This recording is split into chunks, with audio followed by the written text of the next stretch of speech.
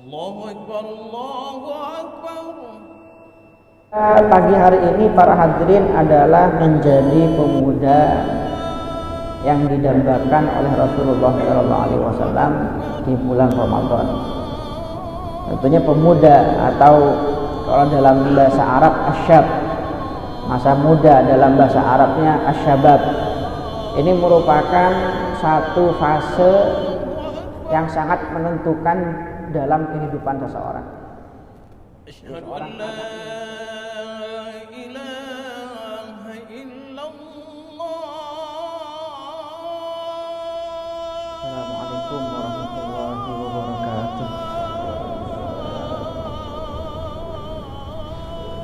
Bismillahirrahmanirrahim. Wala hawla wala quwata illa billahil aliyyil azim. Subhanaka la ilma lana illa ma 'allamtana innaka antal alimul hakim. Alhamdulillahi wa kafa, wa salatu wassalamu ala sayyidinal mustafa, sayyidina wa maulana wa habibina wa syafi'ina wa qurrati a'yunina Muhammad wa ala alihi wa ashabihi ahli sidqi wal wafa, amma ba'du. Faqad nawayna ta'allum wa ta'lim wa tadhakkur wa tadhkir wa naf'a wal intifa' wal ifadata wal istifada wal hath ala tamassuki bi kitabillahi wa sunnati rasulih wa da'wah ilallah wa dilala ilal huda ibtighu wajhillahi mardatihi wa qurbihi subhanahu wa ta'ala. Rabbi syrah li sadri wa yassir li amri wa hlul 'uqdatam min lisani yafqahu qawli. Alhamdulillah, para hadirin, para jemaah, para bapak-bapak, ibu-ibu sekalian, para orang tua yang mudah-mudahan dengan barakah bulan mulia ini, dengan barakah bulan suci ini, semuanya dipanjangkan umur oleh Allah Subhanahu wa taala, dalam kesehatan, di dalam kebaikan, di dalam keafiatan. Amin, Allahumma amin. Alhamdulillah, puji syukur pada Allah Subhanahu wa taala, pada pagi hari ini kita diberikan taufik, hidayah, ma'unah oleh Allah Subhanahu wa taala, sehingga kita bisa melaksanakan sholat subuh dalam keadaan berjamaah. Dan setelah itu kita mengadakan kajian sama-sama mengingat Allah Subhanahu wa taala sampai nanti terbitnya matahari. Dan marilah kita sempurnakan nanti setelah kajian ini dengan sholat 2 rakaat ya. Kita niati sholat 2 rakaat, sholat isyraq, agar apa? Kita bisa mendapatkan satu bisyarah, kabar gembira dari baginda Nabi Muhammad SAW. Dalam satu hadis riwayat Imam Tirmidzi, beliau menyampaikan, man sholal ghadata fi jama'atin thumma qa'ada yadhkurullah hatta tatlu asyams thumma shalla rak'atain kana lahu ka ajri hajjatin wa umratin tammatin tammah. Bahwa barang siapa yang melaksanakan sholat subuh berjamaah, kemudian setelah itu dia duduk berzikir mengingat Allah Subhanahu wa taala sampai matahari terbit, kemudian dia sholat 2 rakaat, maka orang ini akan mendapatkan pahala haji dan umrah yang sempurna. Ya, alhamdulillah para hadirin, bapak-bapak, ibu-ibu sekalian, satu amal yang mungkin terlihat sederhana, tapi dengan amal ini kita mendapatkan pahala ibadah yang paling mahal ya. Kita ketahui ibadah paling mahal itu tentunya adalah ibadah haji ya, menunggu puluhan tahun, bayar puluhan juta. Kalau di Jawa Timur itu para bapak-bapak, orang daftar haji sekarang 2024, itu masa antrinya sudah sekitar 35 tahun. Berangkat hajinya 35 tahun lagi. Di Aceh berapa tahun di Aceh masa antrinya? Sama aja. Masya Allah, tabarakallah. Kan tapi Allah Subhanahu wa taala Maha Adil. Ya. Karena Allah tahu bahwa tidak semua hambanya ditakdir untuk sampai ke tanah suci, untuk sampai ke tanah haram. Allah Subhanahu wa taala menjadikan beberapa amal yang pahalanya setara dengan orang yang sampai ke tanah haram, bahkan dikatakan pahalanya setara dengan haji dan umroh yang diterima yang sempurna di sisi Allah Subhanahu wa taala. Salah satunya adalah yang tadi kita sebutkan, juga dalam satu hadis dikatakan dalam kitab Mujibud Daris Salam fi bayani birril walidain wa silatul arham. Di situ ada hadis yang mengatakan sabda Rasulullah sallallahu alaihi wasallam, "Idza nazara al-waladul bar ila walidayhi nazrata rahmah kataballahu lahu bi kulli nazratin hajjatan makbulatan mabrurah." Bahwa ketika ada seorang anak, dengan syarat anak ini adalah anak yang berbakti kepada kedua orang tuanya, dia memandang wajah orang tuanya dengan pandangan kasih sayang, dengan pandangan hormat, dengan pandangan cinta, maka Allah akan tuliskan bagi orang ini di setiap pandangannya pahala haji yang sempurna yang diterima oleh Allah Subhanahu wa taala. Dan tentunya tidak ada sesuatu yang sulit, tidak ada sesuatu yang besar jika kita nisbatkan kepada Allah Subhanahu wa taala. Allahumma shalli ala sayyidina Muhammad. Tema kajian kita pada pagi hari ini para hadirin adalah menjadi pemuda yang didambakan oleh Rasulullah SAW di bulan Ramadan. Tentunya pemuda, atau kalau dalam bahasa Arab asyab, masa muda, dalam bahasa Arabnya asyabab. Ini merupakan satu fase yang sangat menentukan dalam kehidupan seseorang.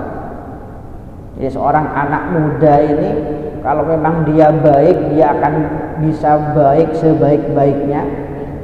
Tapi ketika seorang pemuda tidak bisa mengendalikan nafsunya, tidak bisa mengendalikan syahwatnya, maka dia bisa menjadi orang yang hancur sehancur-hancurnya. Oleh karena itu dikatakan oleh banyak ulama ya, dalam kitab-kitab balaghah itu ada suatu syair yang dikatakan inna syababa wal faragha wal jidah mafsadatun lil mar'i ayyi mafsadah. Bahwa ada 3 hal yang jika berkumpul di dalam satu orang maka orang ini bisa hancur sehancur-hancurnya. Apa 3 hal itu? Asyabab, masih muda ya, dia masih muda, nafsu sedang aktif-aktifnya, syahwat sedang kuat-kuatnya, pengen ini, pengen itu ya, punya banyak keinginan. Wal faragh, dia tidak ada kerjaan ya, masih muda, tidak ada kerjaan, tidak ada kesibukan. Yang terakhir wal jidah, dia punya uang, dia kaya ya. Dia anak muda, tidak punya kesibukan, dia pegang uang. Ini biasanya akan mudah terjatuh dalam hal-hal yang tidak diridhai oleh Allah Subhanahu wa taala. Nah, tapi di zaman sekarang para hadirin, orang untuk bermaksiat kepada Allah Subhanahu wa taala di zaman sekarang ini bisa kita katakan sangat mudah sekali. Tidak harus punya uang. Zaman sekarang ini, di zaman kita ini, yang penting punya pulsa. Nah, ini orang mudah ya, mudah bermaksiat kepada Allah Subhanahu wa taala. Ini bisa kita rubah sedikit itu syairannya. Ini syababa wal faragha wal HP. Nah, ini ya, masih muda, tidak ada kerjaan, tidak ada kesibukan, dia pegang HP.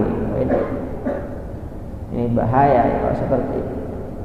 Oleh karena itu para hadirin, Sekali lagi para pemuda itu sekali lagi ya, harus menyibukkan diri dengan hal-hal yang diridhoi oleh Allah Subhanahu wa taala.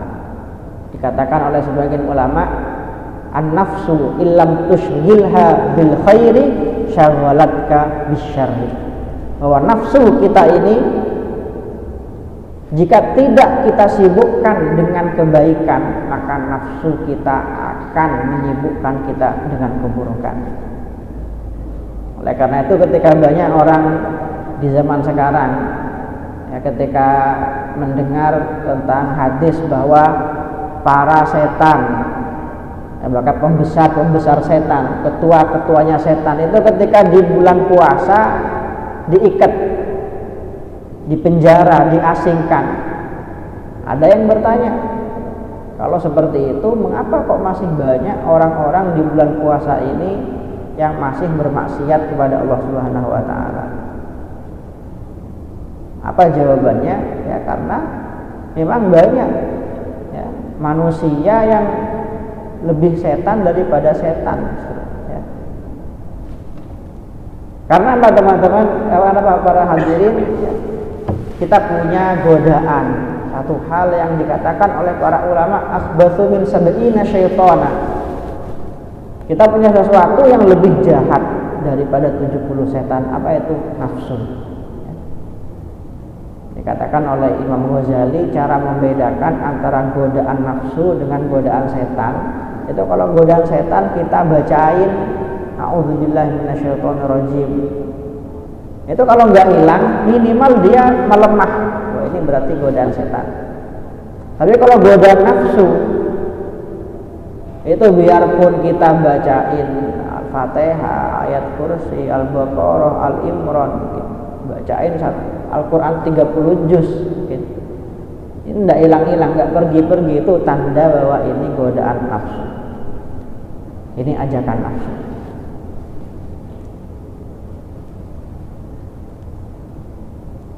Oleh karena itu sekali lagi Rasulullah SAW itu sampai menjanjikan ya, dalam satu hadis beliau katakan ada 7 golongan yang kelak akan mendapatkan naungan Allah Subhanahu wa taala dikala tidak ada naungan selain naungan Allah Subhanahu wa taala.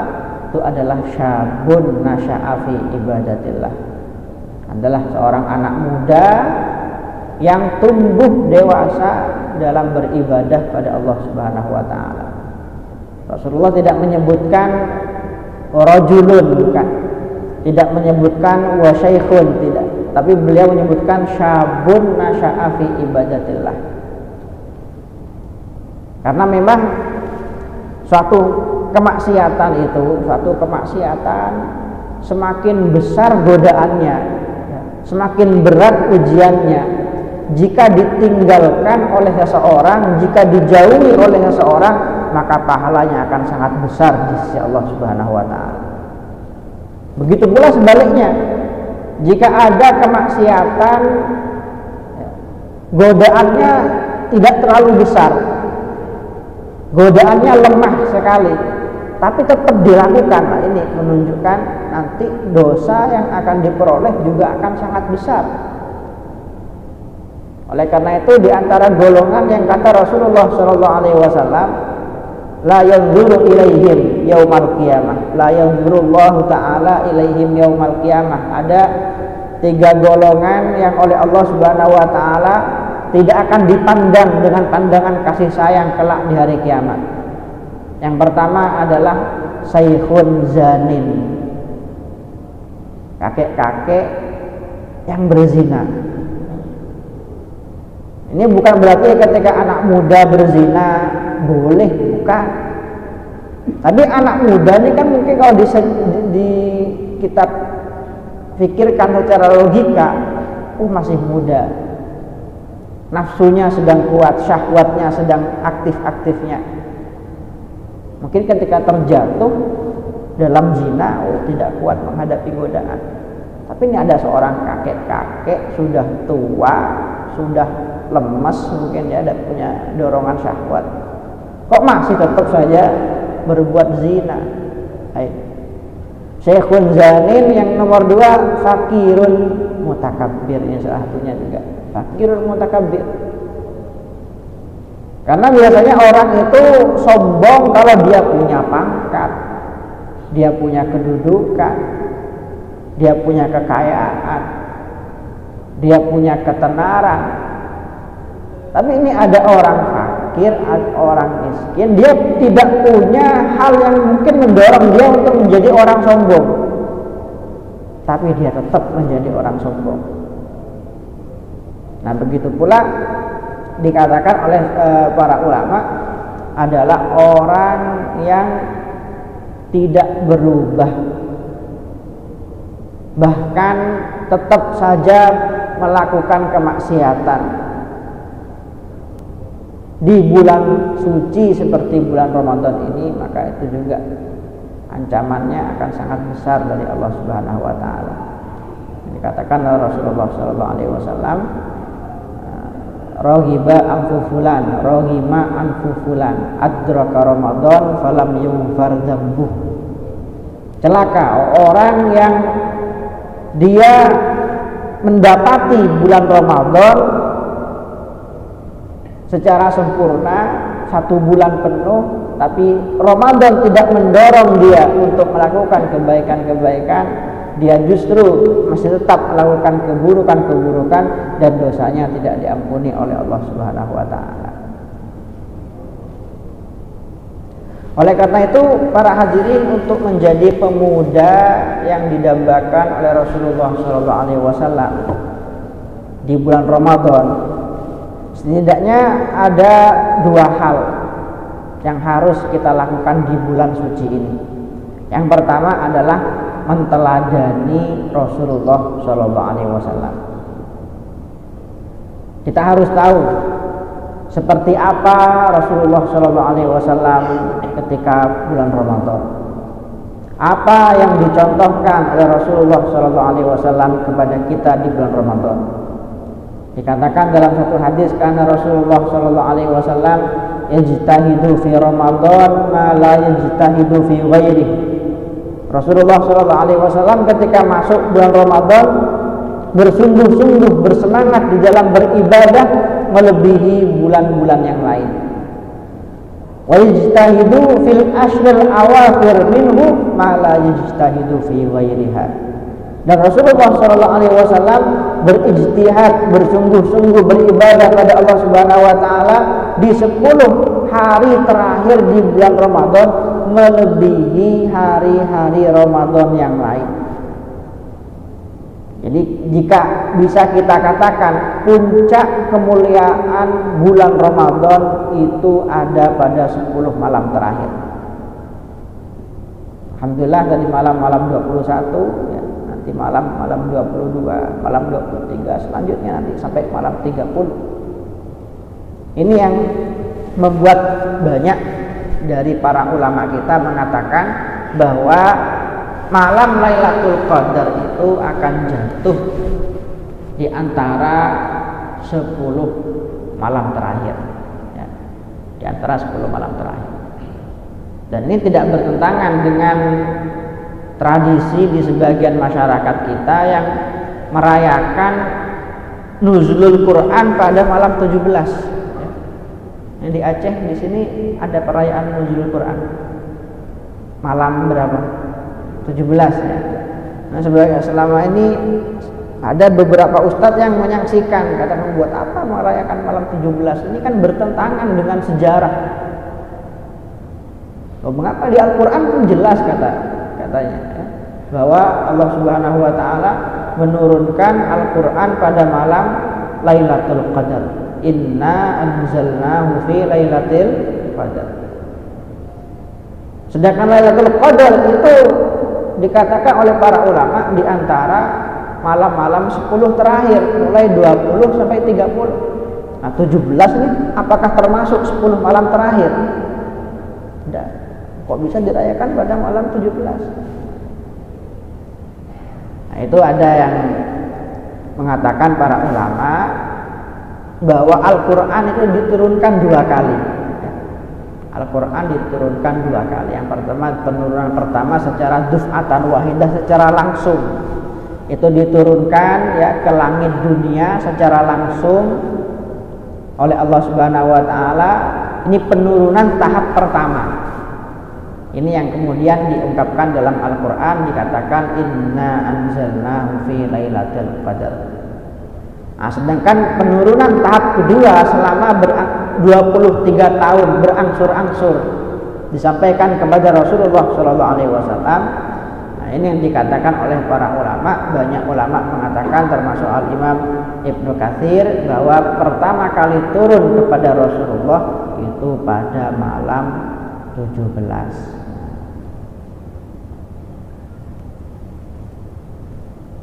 Dan juga Rasulullah Shallallahu Alaihi Wasallam, para hadirin, dikatakan karena Rasulullah Shallallahu Alaihi Wasallam ajwadan nas fi Ramadan.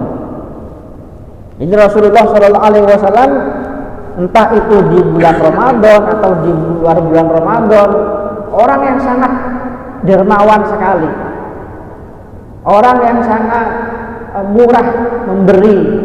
Rasulullah Shallallahu Alaihi Wasallam orang yang sangat dermawan sekali, mudah memberi. Akan tetapi ketika memasuki bulan Ramadan, Rasulullah Shallallahu Alaihi Wasallam ini sangat dermawan, bahkan dikatakan lebih dermawan daripada angin semilir, daripada angin yang berhembus. Ini ungkapan betapa dermawannya Rasulullah Shallallahu Alaihi Wasallam ketika bulan Ramadan.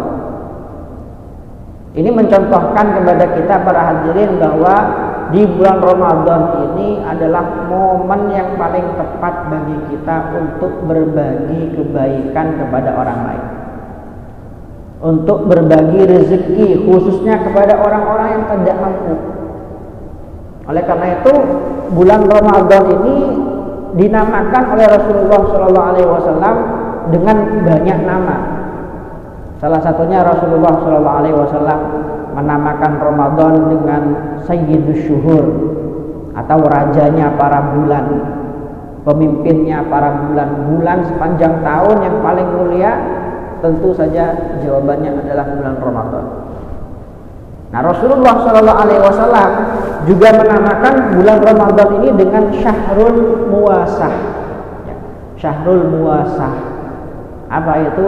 Bulan kita membantu orang lain, bulan di mana kita peduli kepada orang lain.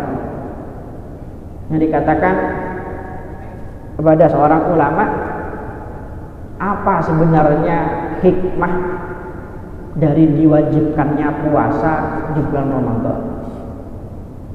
Sebutkan satu hikmah dari kewajiban puasa di bulan Ramadan. Maka beliau menjawab, liyadzuqal ghaniyyu ta'mal ju' fala yansa al-ja'i.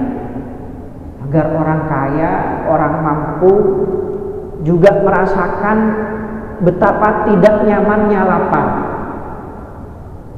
Maka dari itu dia tidak akan pernah melupakan orang-orang yang lapar. Dia tidak akan pernah melupakan orang-orang yang tidak mampu. Karena para hadirin ya, bahwa la tudraku qimatun ni'am illa bifudaniha. Kita terkadang tidak bisa merasakan harga, ya betapa berharganya nikmat yang kita punya, kecuali ketika kita kehilangan nikmat tersebut. Mungkin selama ini kita terbiasa hidup dengan serba cukup ya. Setiap hari tidak pernah lapar, selalu kenyang, tidak pernah kekurangan. Tapi di bulan puasa kita dipaksa untuk tidak makan, tidak minum, untuk merasakan lapar, untuk merasakan haus. Nah, sekali lagi, agar selain kita peduli kepada orang-orang yang merasakan kelaparan, juga agar kita menghargai betul nikmat-nikmat yang diberikan oleh Allah Subhanahu wa taala, yang mungkin selama ini banyak tidak kita sadari, yang mungkin selama ini sering kita anggap sebagai nikmat-nikmat yang biasa-biasa saja. Nah, saya teringat satu tulisan, para hadirin, saya punya kawan ya, kawan Facebook itu dari Gaza, Palestina ya.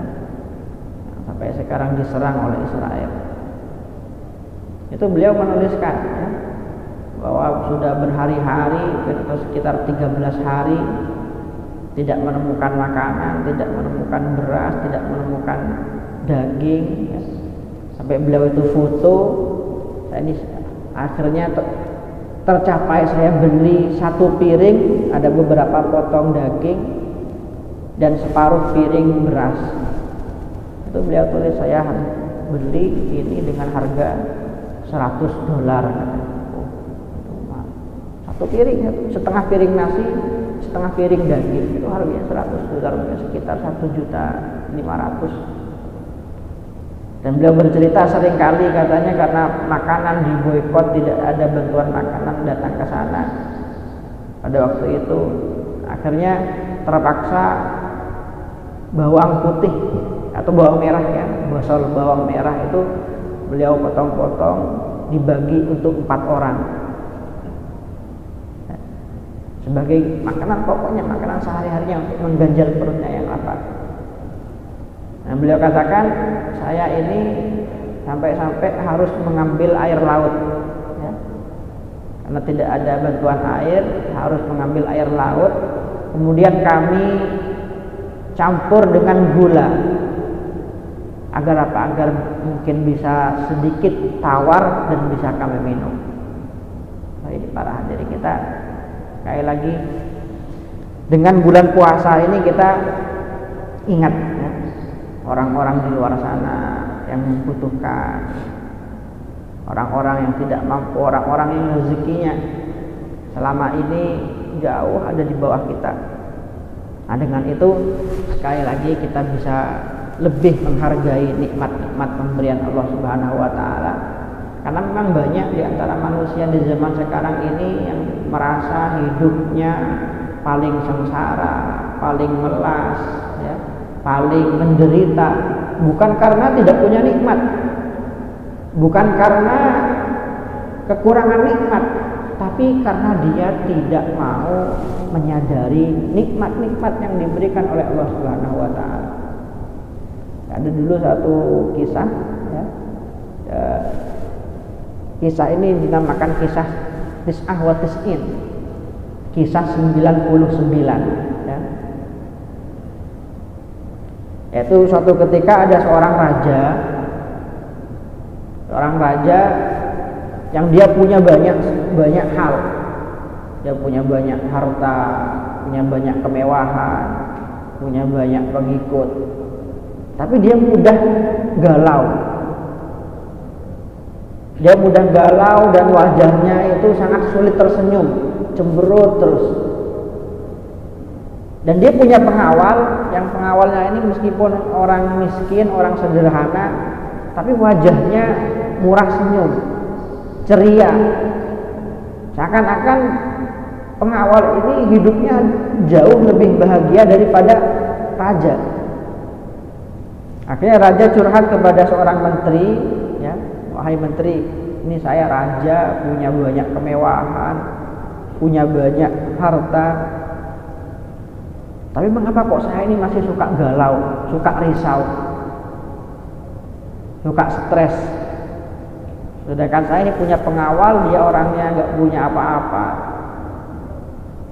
tapi dia murah senyum, seakan-akan hidupnya lebih lapang daripada kehidupan saya.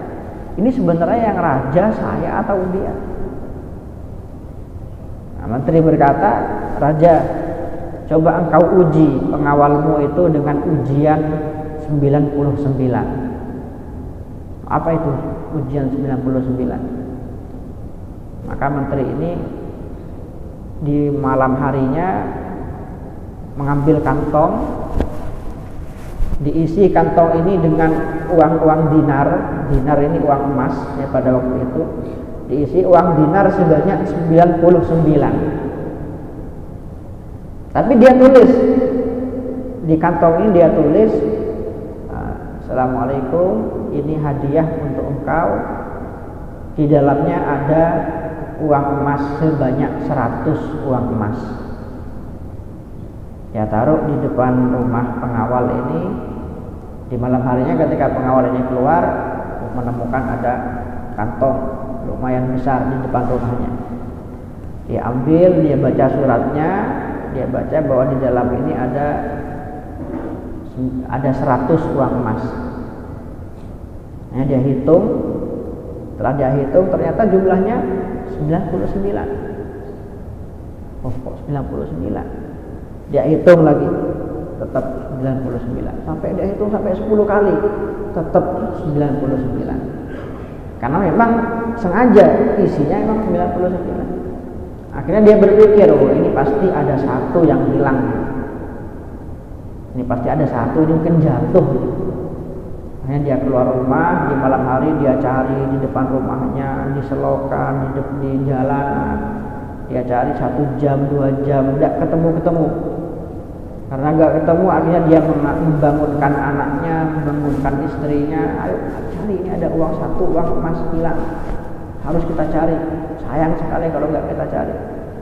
Akhirnya satu rumah itu dia, anak, istrinya sampai subuh nggak tidur, hanya untuk mencari 1 emas yang padahal memang tidak ada.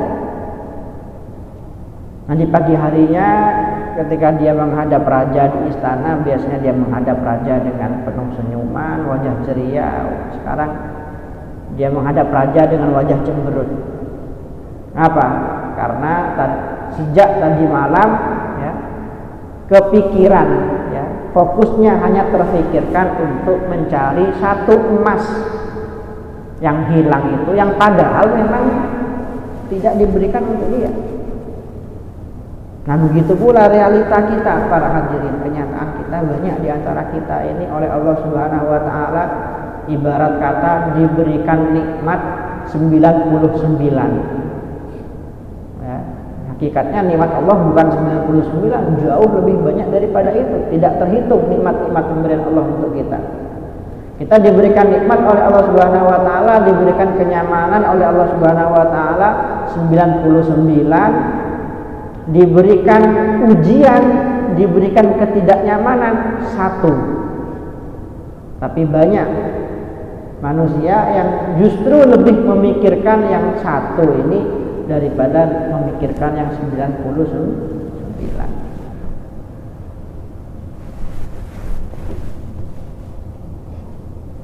Ada juga para hadirin,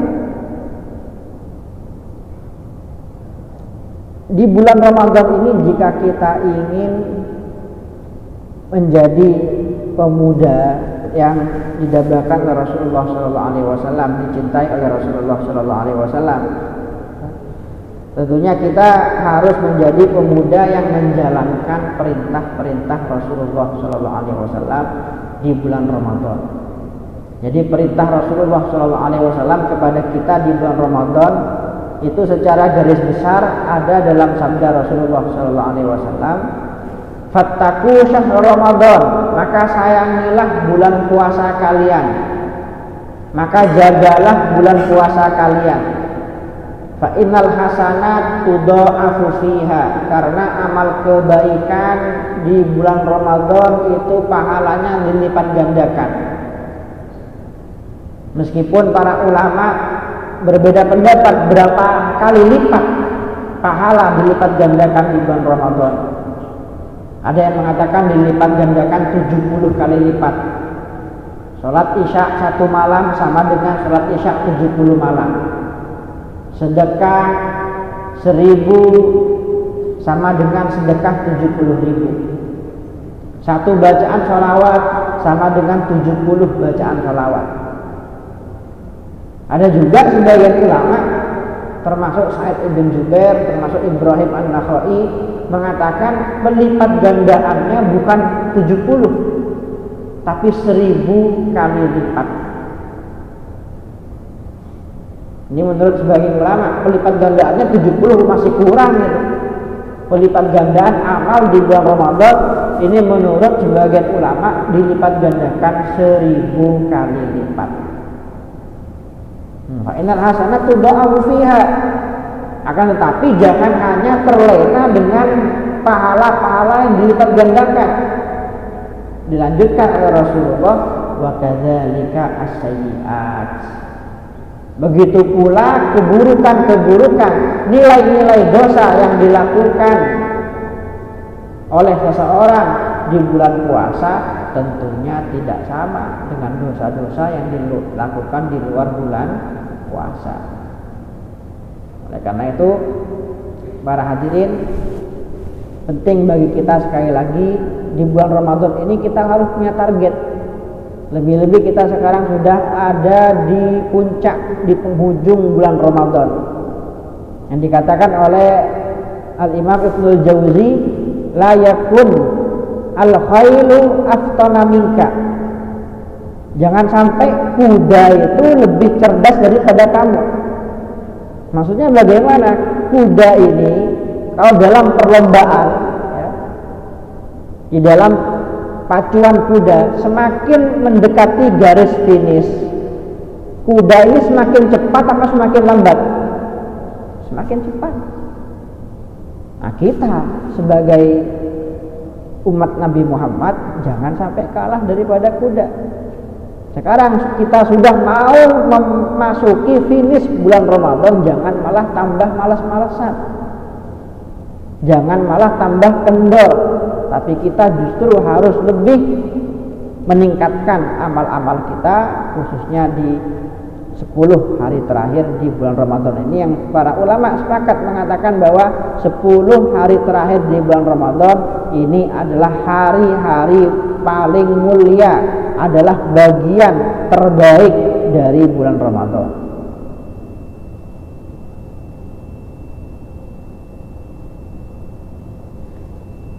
Dan juga para teman-teman, waktunya belum ya? Masih belum? Oke. Salah satu amal juga yang sangat-sangat dianjurkan, bahkan Rasulullah SAW itu mengatakan orang yang mengamalkan amalan ini maka peluangnya untuk mendapatkan Lailatul Qadar itu jauh lebih besar. Apa itu? Memberi makan bagi orang yang berpuasa.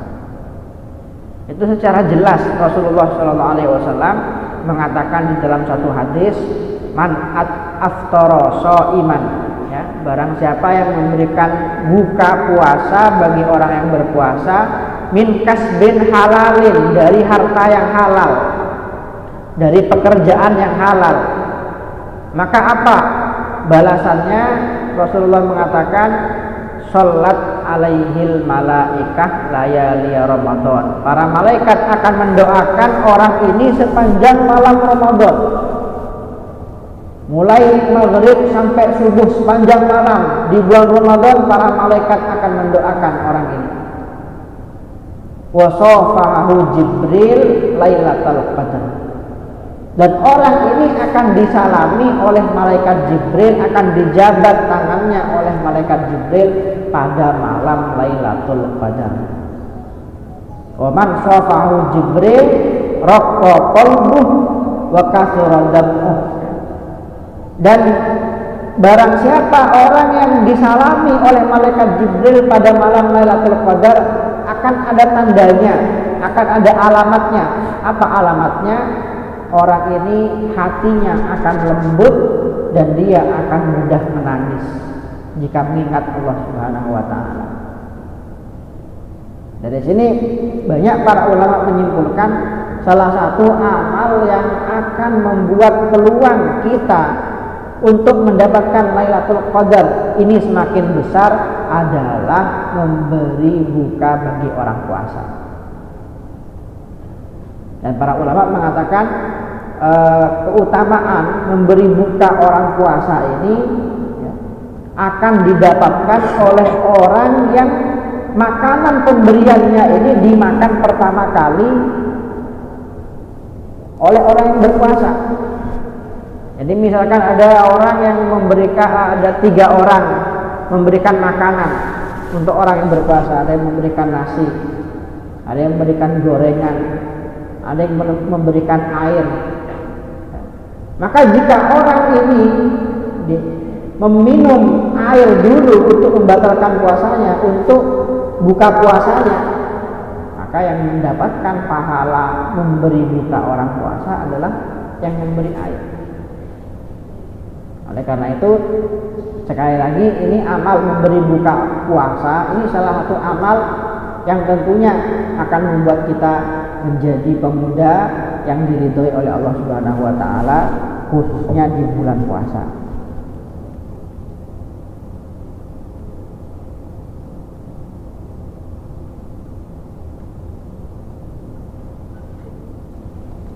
Dan tentunya target kita khususnya di 10 malam terakhir ini yang paling penting tentunya adalah Lailatul Qadar.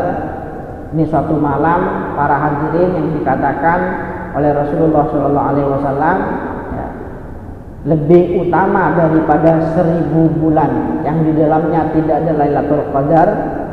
Nah, 1000 bulan ini kalau kita hitung, ya, dikatakan para ulama 1000 bulan adalah 83 tahun ya, 83 tahun 4 bulan.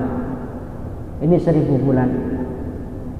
Dan malam Lailatul Qadar ini Rasulullah SAW menyebutkan ciri-cirinya. Akan tetapi Rasulullah SAW tidak menyebutkan secara sempurna ciri-ciri dari malam Lailatul Qadar ini agar apa? Agar Lailatul Qadar ini tetap menjadi rahasia bagi umatnya. Rasulullah sudah menjelaskan malam Lailatul Qadar ini adalah malam yang tenang, angin tidak terlalu berhembus kencang, adalah malam yang mana pagi harinya itu matahari terbit, cahayanya lebih redup daripada biasanya. Dikatakan karena saking banyaknya ya, karena begitu banyaknya para malaikat yang naik ke atas langit ketika pagi hari Lailatul Qadar, itu yang membuat cahaya matahari pada waktu itu lebih redup daripada biasanya. Nah, dikatakan oleh para ulama kita bahwa para malaikat yang turun pada malam Lailatul Qadar itu jumlahnya lebih banyak daripada bebatuan yang ada di muka bumi. Akan tetapi sekali lagi ya, Lailatul Qadar itu akan tetap menjadi rahasia. Agar apa? Agar kita tetap beribadah pada Allah Subhanahu wa taala sepanjang malam bulan Ramadan. Karena bayangkan coba, andaikan kita bisa tahu, andaikan ada pengumuman mungkin bagi orang yang mendapatkan malam Lailatul Qadar. Ada orang beribadah di malam Ramadan, kemudian pagi harinya ada pengumuman, selamat tadi malam kamu mendapatkan Lailatul Qadar. Mungkin akan membuat dia gak ibadah lagi ya, di malam-malam yang lain. Karena apa? Karena sudah pasti dapat Lailatul Qadar. Ini banyak para hadirin hal-hal yang disembunyikan oleh Allah Subhanahu wa taala dari para hambanya karena hikmah. Yang dikatakan oleh para ulama atau dalam satu hadis dikatakan Allah Subhanahu wa taala menyembunyikan 3 hal. Yang pertama, Allah menyembunyikan ridhonya di dalam perbuatan-perbuatan baik. Oleh karena itu jangan sampai engkau meremehkan kebaikan apapun, barangkali di situ ada ridho Allah Subhanahu wa taala yang akan menjadi sebab selamatnya kamu di dunia dan akhirat. Yang kedua, Allah Subhanahu wa taala menyembunyikan murkanya di perbuatan-perbuatan maksiat. Oleh karena itu jangan sampai engkau meremehkan maksiat apapun, sekecil apapun, karena bisa jadi di situ ada murka Allah Subhanahu wa taala yang akan membuat kau celaka di dunia dan akhirat. Yang ketiga, Allah Subhanahu wa taala menyembunyikan kewaliannya di antara para hamba-hambanya. Oleh karena itu jangan sekali-kali kau meremehkan siapapun, memandang rendah siapapun, menyakiti siapapun, karena bisa jadi yang kau pandang remeh itu, yang kau sakiti itu adalah kekasih Allah Subhanahu wa taala.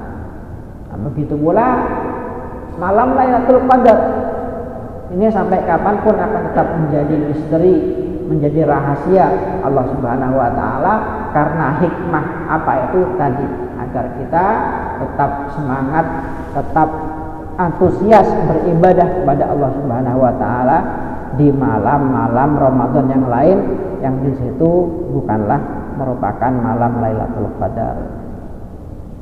Oleh karena itu para hadirin, mudah-mudahan kita mendapatkan pahala yang sempurna di bulan suci ini, mendapatkan barokah yang sempurna di bulan suci ini. Nah, mudah-mudahan kita bukan termasuk dari golongan yang mengucapkan marhaban kepada bulan Ramadan, yang mengucapkan selamat datang kepada bulan Ramadan, yang mengaku bahagia dengan masuknya bulan Ramadan, tapi perbuatannya, perilakunya, amalnya tidak menunjukkan bahwa dia adalah orang yang meyakini kemuliaan bulan Ramadan. Dia seakan-akan bukan termasuk orang yang percaya bahwa bulan Ramadan ini adalah bulan-bulan yang berisi jutaan pemberian Allah Subhanahu wa taala. Mungkin itu selanjutnya kita Bismillahirrahmanirrahim. Alhamdulillahi rabbil alamin. Allahumma salli wa sallim ala sayyidina Muhammadin fil awwalin wa salli wa sallim ala sayyidina Muhammadin fil akhirin wa salli wa sallim ala sayyidina Muhammadin fil nabiyyin wa salli wa sallim ala sayyidina Muhammadin fil mursalin wa salli wa sallim ala sayyidina Muhammadin fil mala'il a'la ila yaumiddin. وصل وسلم على سيدنا محمد وعلى آله وصحبه أجمعين. ولقد أشرت لنعت من أوصافه تحيي القلوب تهيج الأشجان. والله قد أثنى عليه فما يساوي القول منا أو يكون ثنانا. لكن حبا في السرائر قد دعا لمديح صفوة ربنا وحدانا. وإذ امتزجنا بالمودة ها هنا نرفع أيدي فخرنا ورجانا للواحد الأحد العلي إلهنا متوسلين بمن إليه دعانا مختاره وحبيبه وصفيه زين الوجود به الإله حبانا. يا ربنا يا ربنا يا ربنا بالمصطفى اقبلنا أجب دعوانا. أنت لنا يا ذخرنا في هذه الدنيا وفي أخرانا. أصلح لنا الأحوال واغفر ذنبنا ولا تؤاخذ رب إن أخطانا. واسلك بنا في نهج طه المصطفى ثبت على قدم الحبيب خطانا. أرنا بفضل منك طلعة أحمد في بهجة عين الرضا ترعانا. واربط به في كل حال حبلنا وحبال من ودى ومن والانا. والمحسنين ومن أجاب نداءنا وذوي الحقوق وطالبا أوصانا. والحاضرين وساعيا في جمعنا ها نحن بين يديك أنت ترانا. ولقد رجوناك فحقق سؤلنا واسمع بفضلك يا سميع دعانا. وانصر بنا سنة طه في بقاع الأرض واقمع كل من عادانا. وانظر إلينا واسقنا كأس الهنا واشفي وعاف عاجلا مرضانا. واقضي لنا الحاجات وأحسن ختمنا عند الممات وأصلحا عقبانا. sama-sama. يا ربي واجمعنا وأحبابا لنا في دارك الفردوس يا رجوانا. يا ربي واجمعنا وأحبابا لنا في دارك الفردوس يا رجوانا. يا ربي واجمعنا وأحبابا لنا في دارك الفردوس يا رجوانا. بالمصطفى صل عليه وآله ما حركت ريح الصبا أغصانا. سبحان ربك رب العزة عما يصفون وسلام على المرسلين والحمد لله رب العالمين. الفاتحة. ورحمة الله. أعوذ من الشيطان الرجيم. بسم الله الرحمن الرحيم. الحمد لله رب العالمين الرحمن الرحيم مالك يوم الدين. إياك نعبد وإياك نستعين. اهدنا الصراط المستقيم صراط الذين أنعمت عليهم غير المغضوب عليهم ولا الضالين وعلى آله. أعوذ من الشيطان الرجيم. بسم الله الرحمن الرحيم. الحمد لله رب العالمين.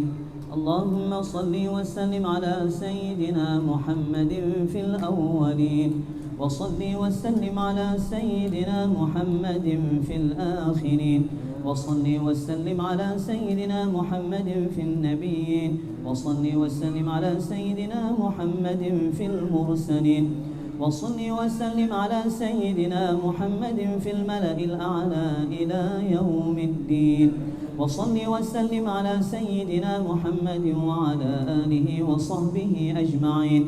ولقد أشرت لنعت من أوصافه تحيي القلوب تهيج الأشجانا.